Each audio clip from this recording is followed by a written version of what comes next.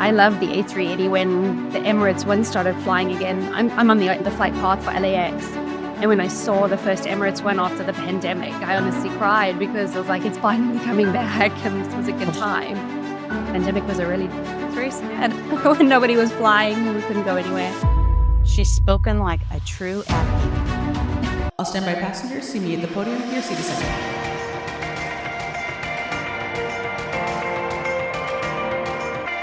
Non-Rev Lounge is a travel and aviation podcast. Monique, Lara, and Tyler are three friends that work for a major airline as gate agent, flight attendant, and ramp worker. During this podcast, they will discuss using their flight benefits to travel the world, as well as talk about things that happen at work. They have guests on almost every week to share their travels and stories, leaving tips on the best places to travel or things to do. Enjoy.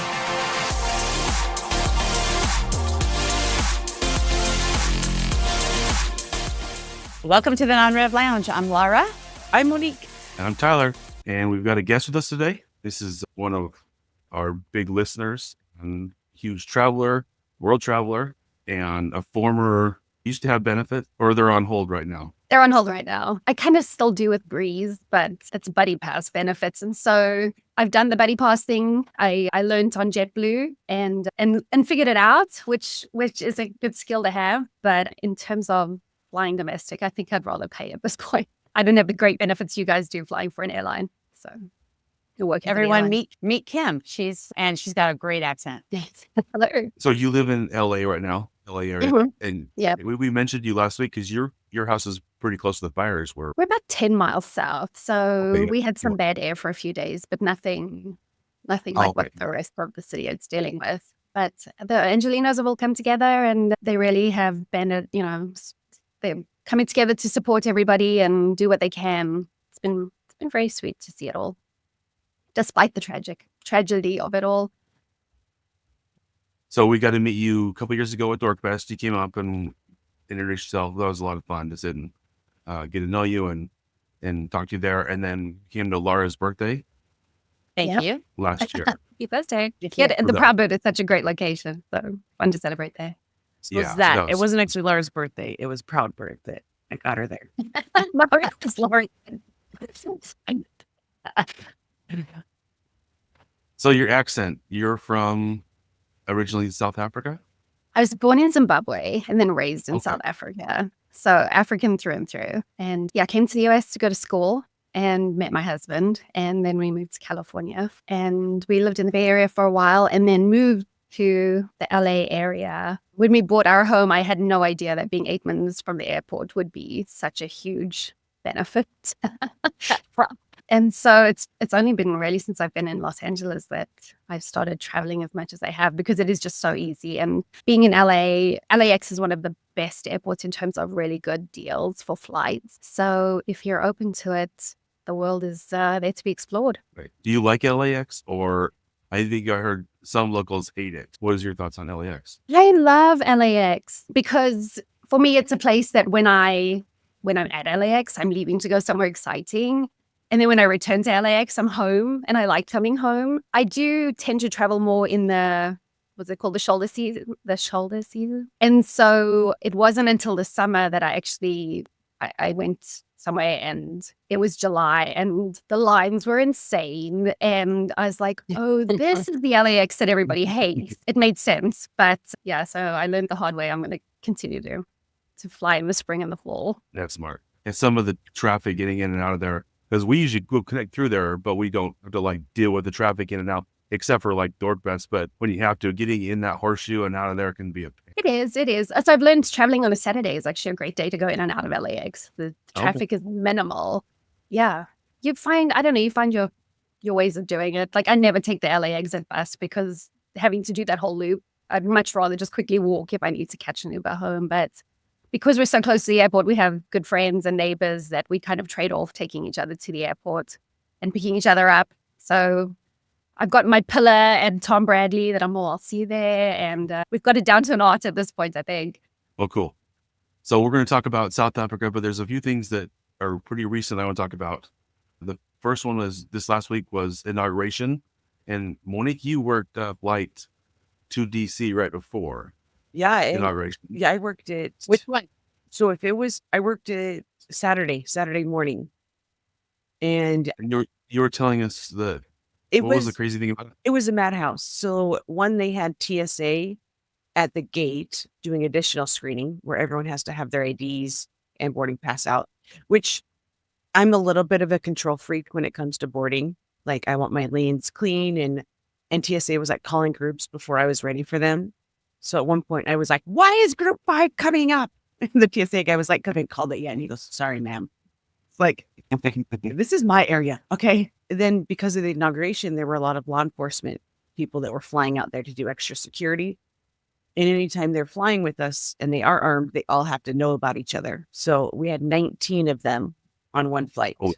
So trying to like, oh my goodness. yeah, trying to When they board, the because flight then, attendant they can have them stand up and say, who are they? They can look around and see each other. hi, I'm Larry Right, from Well, we call them Leos. Do you guys call them Leos? us. Yeah, law enforcement officer. Yeah. A law enforcement officer.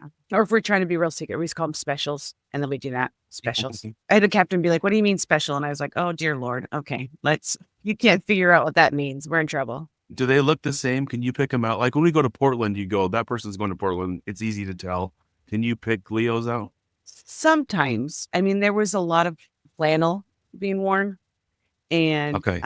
Usually they look a little more like blue collar workers, actually, is how they kind of dress. Yes. They don't stand out. No, there's Not sometimes the Secret Service ones are the hardest to pick out because a lot of times they're younger men. They look like they're like young 20s, and they'll come up and you're like, are you even old enough to be doing this? Like, you seem like a baby. Yeah, it was crazy. Interesting. And then how was your flight back, Lara? Anything on that? Was there a bunch of those people coming back on that day? There were a bunch coming back too. So I flew the flight back Monday night from DC to Phoenix. It was 100% full. We had 10th of people. It was a couple of people were really scheduled to have. I don't know what happened, but before we even took off, there were 2 very angry men, and I had to call for a complaint resolution officer, because some of them, someone didn't have the right seat. And, well, actually, to be fair, he was sitting right next to the emergency exit at door 3, and half the seat is in the door. Oh, yeah. On the And so, he goes, I'm not going to sit here for 5.5 hours. He goes, and when you ask me if I'm ready, I'm going to say no. I'm not going to help you. And I'm like, all right, I'm not even dealing with that. I just got on the tablet and said, let's get a complaint resolution officer. And then So he what does that stood mean? next. Someone comes from the airline and fixes it?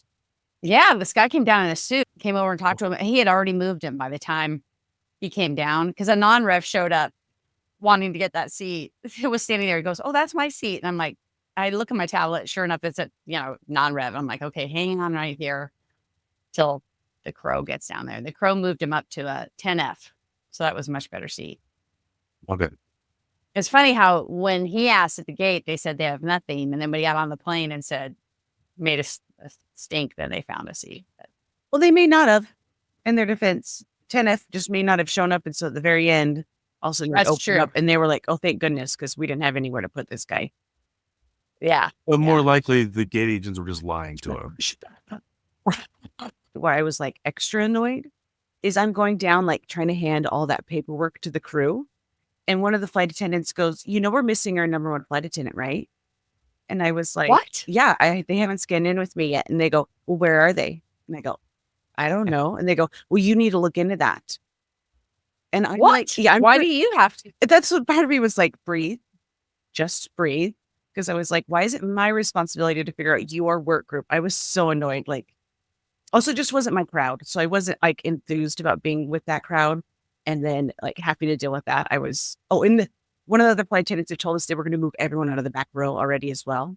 So I was like, I was not a happy. Why did they camper on tell that you? flight. Yeah. I was like, flight attendants, today's not my day. Let's not do this.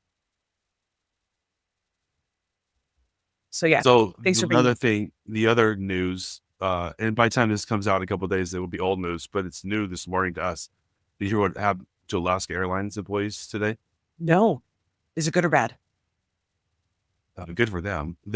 Alaska announced that they're going to give 6 weeks pay to all their employees as a bonus for doing so well with the merger last year. 6 weeks paid? 6 weeks pay. Yeah. Nice. Well, that's like Delta getting that huge. Their profit sharing is huge. So Oof. congratulations to them. That's a Yeah. big deal. That's awesome. Would you rather have 6 weeks vacation or 6 weeks bonus check? Vacation.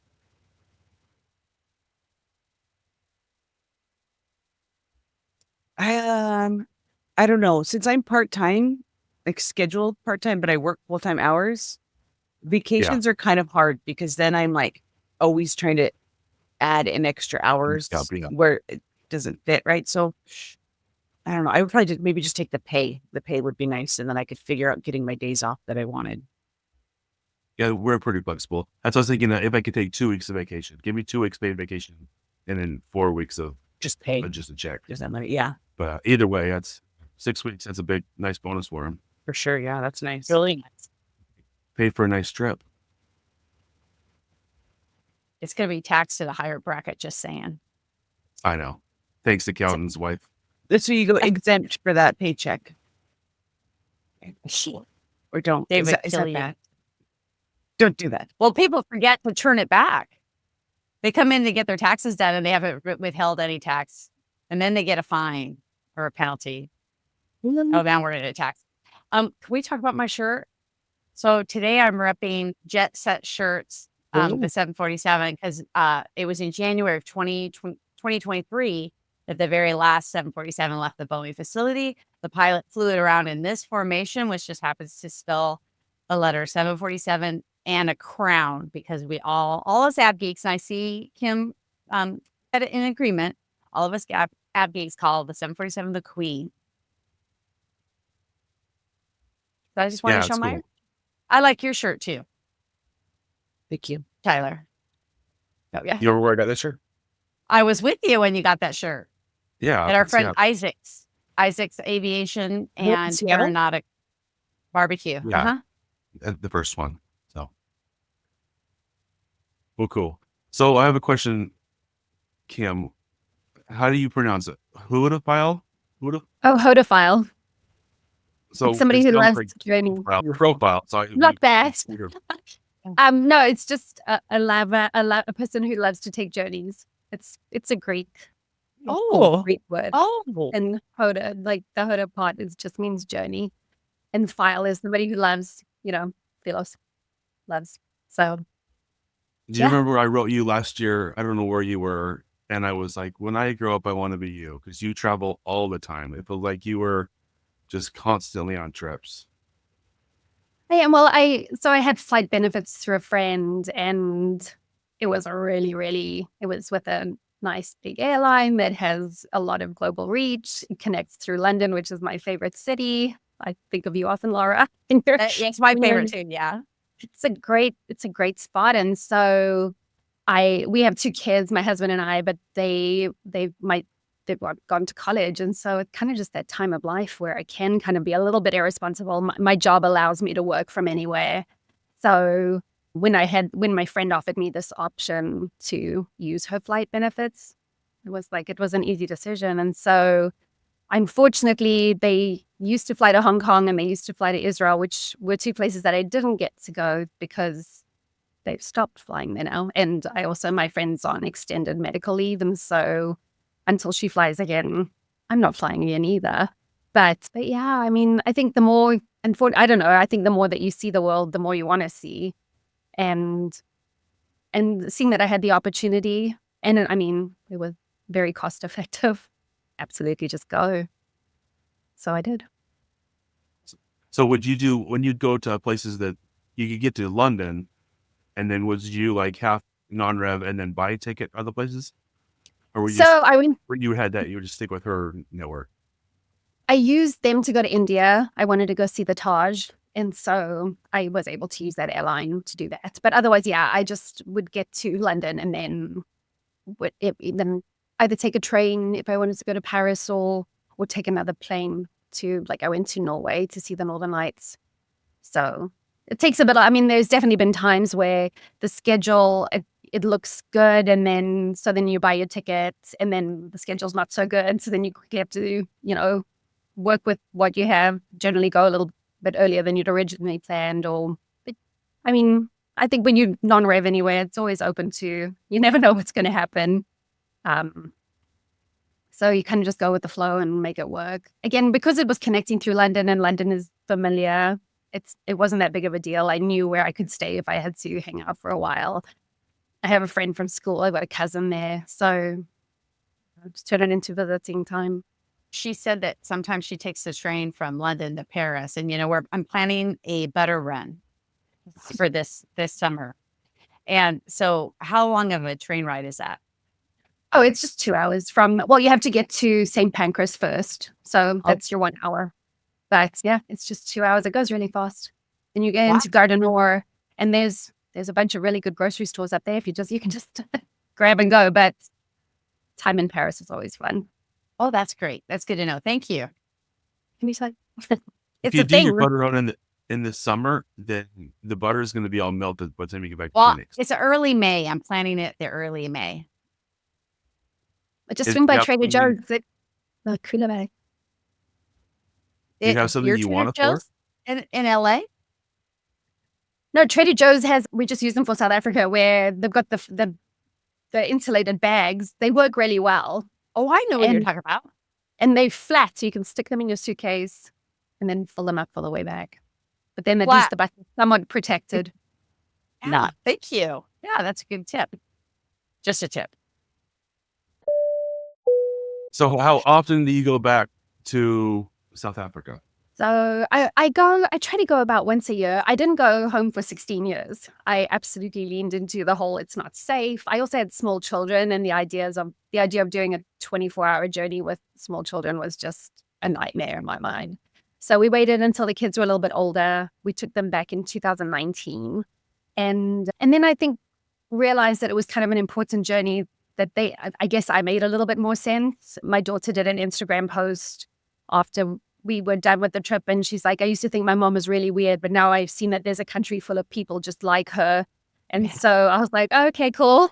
This is good for them. So my husband and I've gone solo. I've gone with my husband, but my brother has 3 kids and they hadn't gone, and they're older now. And so we planned this most recent trip for all of us to go together, so that his kid could have that South African experience and just see where their dad came from and what have you. And so, yeah, about once a year. It's a long journey. It's about 24 hours from LA down there. That's how much Who is still down there? Are your folks down there? No, my parents are in the US. My mom's one of 6 children, so she's got some siblings up. My dad's got a sister, and then cousins and uncles and stuff. So when we do the big family trips, I get together with all of them, which is nice. It's good to see everybody. So this last time you just barely went, was it In this December. December? And that's what I was starting to think about what I wanted to do this year, and seeing all your videos, I was like, oh, I want that. That's what we talked about last week, I think. And I said, I wanted it. And I know it's a long ways. It's kind of like going to Europe twice. I mean, you got to go to that side of the world and you go down. So it's another 10 hours, but just seeing all your videos. So I want to talk about all that as you can help me plan my trip tell me what to do, what you did. I'm sure you did some family stuff, but I know you did a lot of sightseeing kind of stuff too, right? We did, because it was my brother's kid's first time. We started off in Cape Town because Cape Town's very beautiful. It's it's really cool when you fly in. There's a mountain there called Table Mountain, and when you fly in, you just get this beautiful view of the mountain, Table Mountain. So you can go to the top of Table Mountain, you can hike it, or you can take the cable car. I recommend the cable car. It's much quicker. The top of it's really flat, and you can do hiking up there, which is fun. There's an area called the Victoria and Alfred V&A, the V&A waterfront, and it's lots of restaurants, beautiful hotels, and there's a ferry that you can take over to Robben Island, which is where President Mandela was kept. I've done that trip, and it's very interesting to just tour the island. It's a prison island, and not anymore, but it was.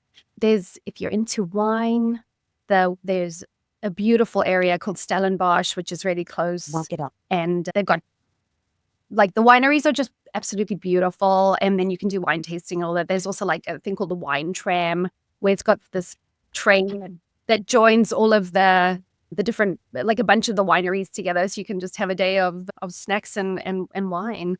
And those are probably the top things that we did. There's also there's a place called Simonstown, which has this penguin colony.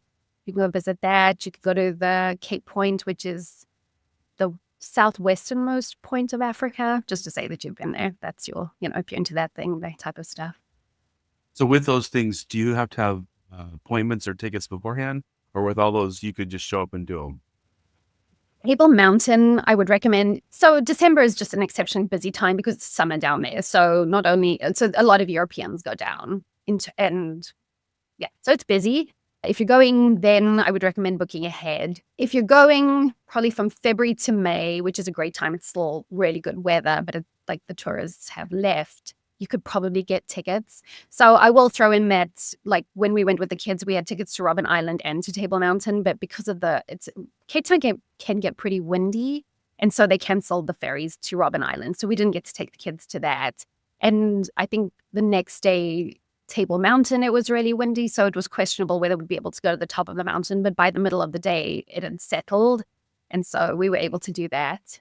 So the wind is something that you might want to consider. But in terms of Robben Island was also something if you kind of needed to book ahead. But in terms of just walking around, the penguins that you can do without, we just walked right in, paid our money and went in. Kim, you used to live in San Francisco. Did you go to Alcatraz? We did. Okay, so compare those two for me. Oh, well, Alcatraz is much smaller. Uh-huh. The ferry ride is shorter. The distance is closer. So I was told when I was planning the trip to Robben Island, so Africa kind of does its own thing in terms of time. And they were like, do not, even though they say that the ferry leaves at 10 a.m. and you should be back by noon, they're like, do not plan to do something at 1 o'clock. Don't. Like, kind of plan your day so that you are going to go see it and then do something more casual in the afternoon that doesn't require you to be back, because if the wind picked up when you were already on the island, you might be stuck there for a little while. Just things like that. Yeah. We always try to get out when we travel with the family. We try to get out and do one thing in the morning just so that we're out and about. And then the afternoon, jet lag can be a thing. And so take it a little slower. Makes it a little less and a little more fun, a little more cash. Getting around Cape Town, do you rent a car or is it public transportation? What's the best way to get around? I've rented a car because we do have family, and so I need to go to more more out of the way places. But we've had friends that have traveled to South Africa a few times and just used Uber in Cape Town and have been absolutely fine with that. Okay. I've taken Uber, like one of my trips, I stayed at the V&A area and I didn't want to take the car out and try to find parking within Cape Town. There's a place called Workcarp, which is just these very pretty, colorfully painted homes. And I wanted to go see that, but I didn't want to deal with parking. So I just took an Uber and had no problems at all. It's, the thing is, well, with you guys having flight benefits, like the cost of the flights is not a big deal. But once you get down to South Africa, because the dollar is so strong, being down there is quite economical. Eating at a restaurant is really cheap. You can eat really, really well. You can have your lobster and your steak, and we'd feed our whole family really great stuff and walk away and spending $30. Like, not bad at all. So if you're willing to take the journey, like, it's beautiful. The people are nice. It's, everything, the infrastructure is in place to be able to take Uber and all the rest of it. But I mean, all of the major car rental agencies are down there and I've had no problem with them at all. You are driving on the other side of the road though from the US. That's kind of fun. What about, do you need to, technology-wise, just tap your card? Do they have all that? Or is it you need to give their money out to be able to use there? No. They take payments for anything. So when you use your card or Apple Pay or Google Pay, all of those, they're all set up to do that. Apple Pay. Yep. Love that. Okay, so is it safe? How safe? So it's fine. You need to be, with planning with my brother, I was like, we will only be out in the daylight. Like, don't go out at night. I think it's just don't. Just get out when it's sunlight.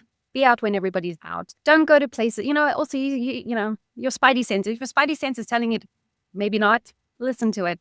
I don't know anybody that hasn't trusted their spidey sense that was like, oh, that was a mistake. So, I mean, when we took our kids back in 2019, it was kind of funny. We got there and that evening we went out for dinner and our kids commented, they were like, oh, we kind of thought they were going to see like dead bodies all around. Well, black people are coming. If that was what you thought you were going to encounter, it's not like that at all. But, Cape Town, feel very safe there. We just did a safari. We were very safe up there. Johannesburg, I honestly just fly into the airport, and the town that I grew up in is about a 20-minute drive. I haven't spent any time in Johannesburg. I don't really have any desire to either. I've had neighbors that have done things in Johannesburg and had a fine time. But yeah, I think like just be smart. And also, don't walk around with your, be alert when you're there. Don't walk around on your phone, being distracted. Don't wear your gold Rolex and all your bling. Don't do it. Just be smart about it. Don't stand out. Don't walk around with your phone like this. Exactly. Just be aware of your surroundings, like I think you would be in any big city. So with the penguins, is that just right there on the sanctuary? What is that again?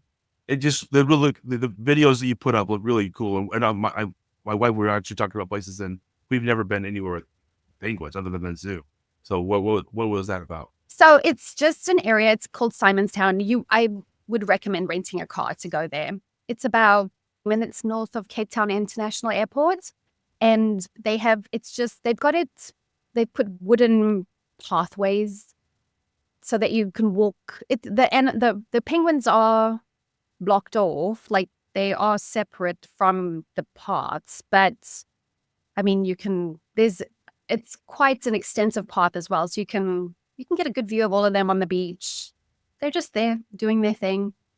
It's really cool. My daughter really wanted to do it. My nieces really wanted to do it. And I think they all felt that it was worth it. My daughter was up for doing it again this time. So we did. And it's very, very cool just to see them in their natural habitat, just walking around doing their thing. But it's not like a zoo where there's high barriers or anything like that. You can get a pretty No. Okay. You have to be able to throw really far. So another thing I want to do on a trip is, and seeing yours especially, is the safari. So I know Africa safari, but talk to us like we're very basic. I think this stuff I've researched is usually close to Johannesburg or farther north. So it's not close to Cape Town, right? The safari stuff. No. They are game parks down in Cape Town area, but it's not the same as going north. So the most popular one is Kruger National Park. We took our children there because it was the thing to do. On this trip, we did a thing called Pilanesburg National Park, which is only 2 hours from Johannesburg. Kruger National Park is a malaria area, so you have to take medication if you're going up there because you don't want to get malaria. Kruger National Park also,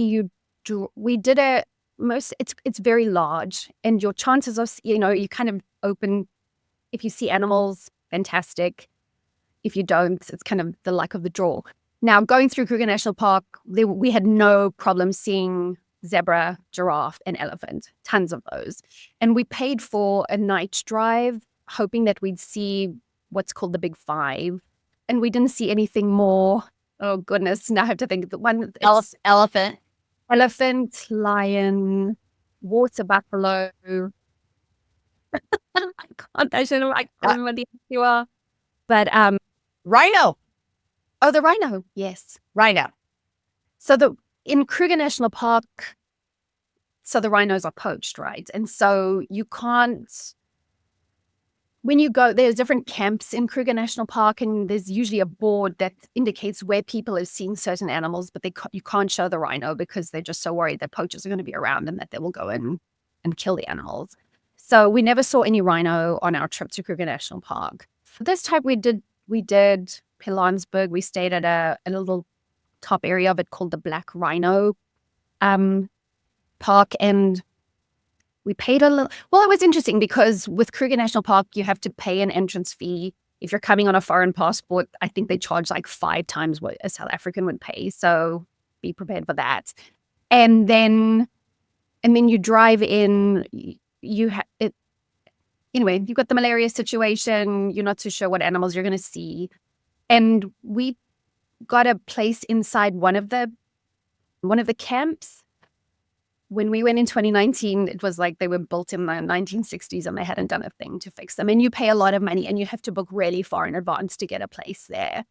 So I'm not sure. I mean, we took the kids, glad we did it. But Pilanesburg, but if you're going to Kruger National Park, the accommodation around Kruger National Park is much better.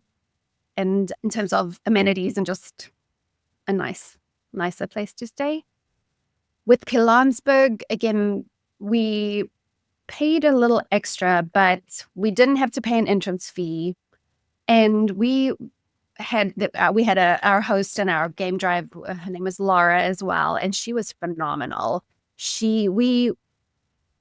Included with our stay at where we stayed was 5 hours worth of game drives a day.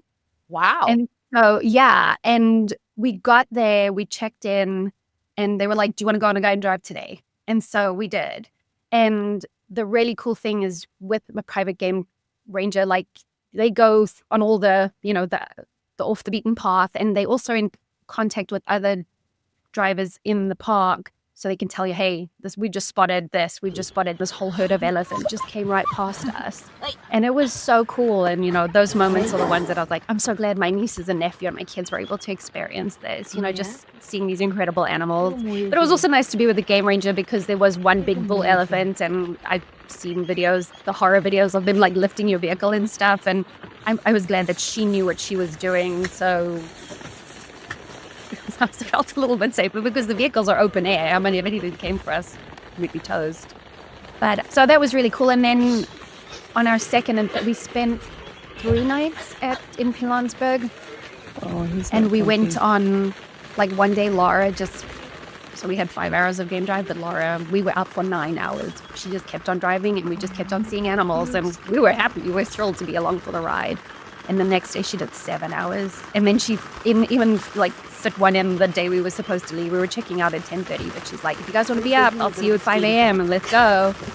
And so it was so worth it. So I think in terms of cost, even though like initially like Pilanesburg seemed a lot more expensive, I think when you broke it down, and also if you went with a group, because like we had 5 different separate sleeping areas. So if you went with a group of people, you could split the cost for sure. And the vehicle took 10 people, so we could all go together. Yeah, So no. is it a package like where you stayed, the tours, all you just had to get yourself there? Or was it all different things you put together? No, so for Kruger National Park, I did put it all together, but for Pilanesburg, it was all included. Like, and that was like, I found it on Airbnb, the property, but with Airbnb, they required you to pay in full and there was no cancellation. But I found the exact same property on booking.com where I could cancel and pay later. So it pays There's another like, tip. if you find your place that you want to go to, don't settle for like, that's the only way to do it. Like put a search in and find out what your options are, because I much prefer the option to be able to cancel and pay later than to drop the money initially. Yeah. How many days did you guys go out then and see animals? We were out, we stayed 3 nights. We had 2 full days. But then, as I said, because she was like, you get 5 hours. She's like 5 hours each day. And then kind of she said, when we get there, if you want to do 3 hours the first day and 3 hours the first day and 2 hours the day you leave, like we can work it however you wish. And so when we got there, we were like, oh, let's go now. But she was exceptionally generous with her time and her, so I would definitely do that option for sure. So just even though that she's a game warden, do you tip them? Yes. Okay. But it was like, that was handy. Like it's all like tipping culture in the world is just like so different. It is. And they sent they sent a sheet just before we got there. It was like a Google Sheets. And they were like, okay, where does everybody want to sleep? How do you want your room configured? Do you want a king size bed or do you want 2 twins? And then they made a recommendation for gratuity, which I just found exceptionally helpful. Just at least knowing where, like, because you don't want to offend anybody. And she was phenomenal. And so it was nice to have a heads up, hey, get the cash before you get here, so that, but they did have a QR code. So if you needed to pay with, Apple Pay or whatever, it was an option. But I just find that exceptionally helpful when you know ahead of time this is going to be a thing. Then you can budget a little bit as well. So you kind of know, like, okay, you need to put like this much, aside to say thank you and show appreciation. So that is nice. They sent that before. Exactly. Yeah. So it was a very, very well organized organization. I'm happy to send you the details of where we went. Yeah, I would definitely do that option. Pardon? Did you wear a game warden uniform? So people knew? She did. Well, I mean, it was really cool. She was our host for where we were staying. And it was an exclusive use place. We all just stayed there. There was a central area with a kitchen and a living room. But she was our person. She met us when we got there. And then she was the person, our contact person, and she was the one that took us out. Every Black Rhino has like different lodges, and she was over our one. But everybody had every lodge had their own driver, and they have all have a good relationship, and they were constantly in contact with each other. Like there was a cheetah spotting, and so they were like, "Oh my goodness!" So, and it was also kind of funny. It was like the hunt, because. Like, oh, cheetah's been spotted. We were going to go see this, but now we're not. And, turn everything around and get going. But yeah. That's cool. Because I went on safari in Kenya. Oh. And before we left, they told us to bring, because we went to Nairobi first for a couple of days, and then we went out onto the different parks. But they told us to if you have extra pens or pencils, to bring that for the people and then they also told us to bring t-shirts from the Phoenix Suns t-shirts or sports t-shirts, because the drivers of the safaris love to wear USA team shirts. So we brought some of those too. But so I saved all my pens from the hotels and stuff for that. And when they'd pull us, whenever we pulled over for gas or anything, kids would come to the vehicle. Yeah. And we'd pass out the pens, and it was kind of fun. That's very I don't know cool. if it's like that now. When you're out on these for 9 hours or 5 hours, are you stopping and getting out and walking around a little bit, or are you inside that vehicle the whole time? No, she kept on checking in, because there are places within the park where you can go if you need to go to the bathroom or anything like that. Okay. So, and then she brought an OG Stanley with hot chocolate and tea or coffee or whatever. Wow. And then she had cookies. So we'd have there was one place where you could go see the hippos, and there was two toilets there if you needed to go. And so, yeah, we just stopped, went and looked at some hippos, had some cookies and hot chocolate, and then went to the bathroom, and we were off again. She was, great about checking with us about what was needed. It's a great dream now. We did the malaria with the great dreams. I didn't tell my husband about the dreams because he freaks out over medicine anyway. He thought he was having because he was close to the equator. Let's say, were they about different men? Is that why you didn't tell him? No, they were really vivid. Well, that's working at the thanks airport. for being our guest. Everyone go follow Kim's travel tips. It's on Instagram. You can see her travels. Yeah. So thank you for being our guest. I appreciate you coming on. And she was a great guest. Yeah, it's great. Thank you. That's nice. You want to find us, you can find us at the Non-Rev Lounge podcast at gmail.com. And everyone stay safe. Bye. All right. Thank you. Perfect. Yes. It's fun. Thank you, Tim. Tim, that was really fascinating. And I've done a safari, so that was pretty cool. This has been Non-Rev Lounge. This episode was sponsored by Staff Traveler, which is the #1 app to get your non-rev loads. It is used by over 800,000 people from all airlines the world over, and built to make your non-rev trips easy and stress-free. Sign up now for free at stafftraveler.com/non-rev lounge. Yeah, I met Lara, who that was promoting Global, which is a very fun gent to follow. He is a fun gent to follow. He is, and it's exciting to see the plane coming together, and they've got their tail painted now, and yeah. And I love the uniforms. Yeah. Yep. Do you think it's going to work out? Don't tell me it's not going to work out. Well, anyone can start an airline if you got money. You can buy airplanes and you can fly them. That's not the issue. Will it work? Will it be gone in 6 months because no one's buying tickets? You know what? We run 26 airplanes a day to London from all over the United States. So you tell me. But we send them to London and they can connect on the British Airways going all over the world. He's got no one to connect to. That's a lot of seats. They come into London, Tyler, and they connect in London to his plane. And then he brings them to the United States or wherever. Who's connecting on his plane? Passengers. From where? The people from all over the world. They can go to Heathrow and then connect and then get on his plane. Okay. So we will see. Can you do that cheesy smile the whole time? Yeah. Good. Thank you. Well, hi, Kim. Hello. Do you remember Kim from Lara's birthday party? I do. I It don't was- know if it was quick. there were so many people there, so I apologize. It's fine. Monique, you were watching. You had Tyler's kids in the corner for a little while, so you were on amp duty. Just wrangling them in. She I remember actually they were like, run upstairs, run across, like down the middle of the stairs, and I'm like, my kids are crazy. Good thing they're cute, right? Yeah, sometimes. I think they can't. Well, thanks for joining us. we really appreciate Yeah. it. Oh, I'm delighted to be here. Yeah, this is gonna be fun.